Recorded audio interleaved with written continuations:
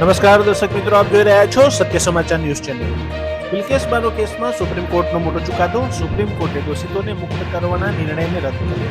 Gang રેપના 11 દોષિતોએ જેલમાંથી મુક્ત થવા કરી હતી અરજી. વાઇબ્રન્ટ સમિટને લઈ અમદાવાદ એરપોર્ટ પર ઘસારો. ડોમેસ્ટિક પેસેન્જરને 3 કલાક પહેલા પહોંચવા સૂચના. વાઇબ્રન્ટના 3 દિવસ દરમિયાન એરપોર્ટ પર વીઆઈપી લોકોનો ધમધમાટ. અયોધ્યામાં રામ મંદિરના ઉદ્ઘાટન પહેલા ઘણા ફેરફારો. અયોધ્યાની ફ્લાઇટનું ભાડું આંતરરાષ્ટ્રીય રૂટ કરતાં વધુ. મુંબઈથી અયોધ્યાની ઇન્ડિગોની એક ફ્લાઇટનું ભાડું 20,700.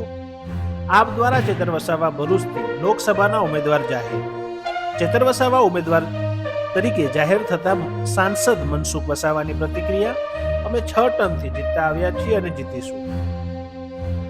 વાઇબ્રન્ટ ગુજરાત ગ્લોબલ સમિટ અને ટ્રેડ શોની આખરી તૈયારીઓની સ્થળ પર સમીક્ષા કરતા મુખ્યમંત્રી ભૂપેન્દ્ર પટેલ.